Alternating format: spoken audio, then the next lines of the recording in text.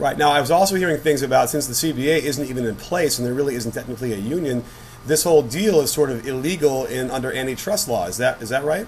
Well, there is a union now. They did reconstitute the union. But the interesting thing is they ratified the agreement, which means both sides have voted on it. However, they have not signed the agreement yet. In fact, I don't even think there's a finished agreement to be signed yet. I think they're opening the doors under a temporary agreement which allows them to resume business. And the actual CBA, which gets signed, will be coming a little bit down the line after the lawyers get done getting all the language done. I think that's the only way they can get it done in time, which means if we don't have a signed agreement now, the union is probably going to take issue with this when it comes time to sign that agreement and say, we can't sign something that lets you do something like that, and we need to either reopen that provision and clarify what happens under the league's authority with the Hornets, clarify Stern's ability to nix trades like that, or do something, because, in addition to fan outrage, media outrage,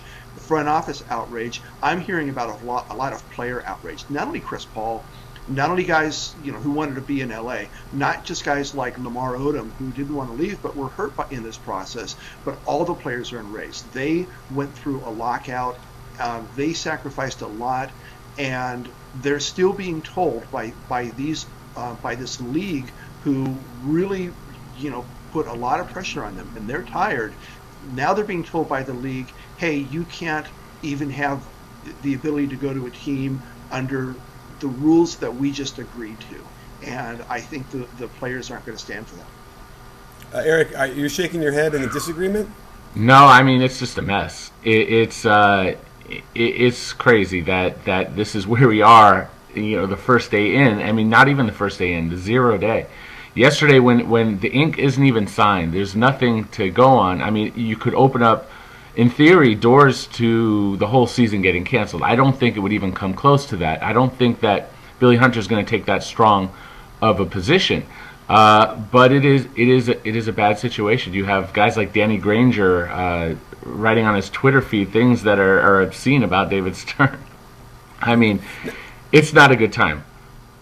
Honestly, I'm not so sure that Chris Paul going to the Lakers and the Lakers losing those two guys creates the kind of juggernaut that the league should be afraid of. What they should be afraid of is if the Lakers get Dwight Howard. Either way, without CP3, because I think that becomes a really difficult situation for most other teams to guard when you have Kobe and Dwight Howard. And if that deal falls through, they could conceivably still have Pau Gasol. And that would be what I'd be much more concerned with. Well, go ahead, Eric. All right. Well, the thing about Dwight Howard, he may be going to New Jersey. There's rumors that will happen. But the Lakers were setting themselves up with, we don't know the exact framework of the deal that didn't go through, because we know the idea of it, we don't know the exact specifics. But they may have gotten enough of a trade exception to have taken in Hedo Turkoglu from the Magic and then make a trade buying him for Howard. So there was definitely a push to get this super team done in LA, and I think that's really what the league was scared of, and maybe this was a preemptive move to stop that from happening. And whether that's right or wrong, I mean, I think a lot of people would argue that it's wrong, and a lot of people would be very unhappy if the Lakers made that kind of move as well. So there's a lot of gray area. They could still go after Dwight Howard even now, and yes, that would be. I always go with go size first, but even now, if they had Chris Paul and Andrew Bynum and still had no one at power forward, the Lakers would have other moves lined up. They'd probably pick up Ronny Turiaf. They'd probably go and they'd probably, they would have power with multiple trade exceptions. Their mid-level exception. There in other trades, there would be ways to add that, and I really think that Mitch Kupchak and Jim Buss and Jerry Buss had a plan. And how do you recover from that? It takes years to get to this point. You finally trigger it, what you've been working towards, and then it's pulled out from under you, and where do you go from there? So, Larry, do you think that that's a done deal now with Dwight Howard going to the Nets to play with Darren Williams? I don't think it's a done deal now. I think that Dwight may have expressed that sentiment, but that's also a little bit different from some of the things I've been hearing from some of the people close to the Magic. Now, whether that's true or not, remains to be seen. I haven't talked to Howard myself. I haven't talked to anybody in the Magic front office myself. I had heard anecdotally that Dwight wants to try to finish what he started and give the team a chance to put something around him. Obviously, that's probably not going to work, so it would set up a trade deadline trade. But I'm looking at the bigger picture here.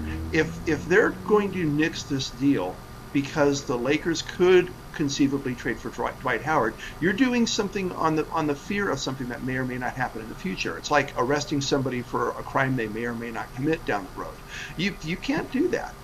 But interestingly, it's reminiscent of what the league was doing with the Players Association when they filed that federal lawsuit during the lockout, because they tried to get a decertification declared as illegal, get the lockout declared legal in the event of a decertification on the basis of something that hadn't even happened yet, which the legal analysts I've talked to said was ridiculous because it wasn't a ripe controversy. Same thing here. There isn't a ripe controversy of the Lakers building a super team. They're making one trade, and the trade should be judged on its own merits alone. It's Pau Gasol and it's Lamar Odom for Chris Paul. Both teams are giving up something there. The Hornets are giving up the better player, sure, but they're in a position of weakness where they have to deal him. The Hornets are getting a nice return for him. No, there is no named player there, but this is the trade that's available, and I think Dell Demps did a really good job. You can malign the fact that they're in this situation, but given the fact that he's in this situation, Dell Demps did a really good job of getting Lamar Odom, Khloe Kardashian, and the three Houston Rockets, three starters, a young guy like Dragic who can help out in return for Chris Paul. I think that they would be pretty well situated there. So, they cite basketball reasons, but I certainly don't see basketball reasons for saying that this deal doesn't work. And I absolutely don't see basketball reasons for overruling three of the brightest GMs in the business. Well, I'm going to finish this off with making one more comment on Dwight Howard, and I feel like him going to the Nets is basically going from eating at McDonald's and going across the street to eat at Burger King. I don't think that gives him any closer shot at getting a title. So I think he should just stay there. They should probably just trade and get Darren Williams themselves. Nonetheless, thanks for joining us, everybody, on Give and Go. Larry, Eric, another great spirited debate, and stay tuned for our next one on Give and Go.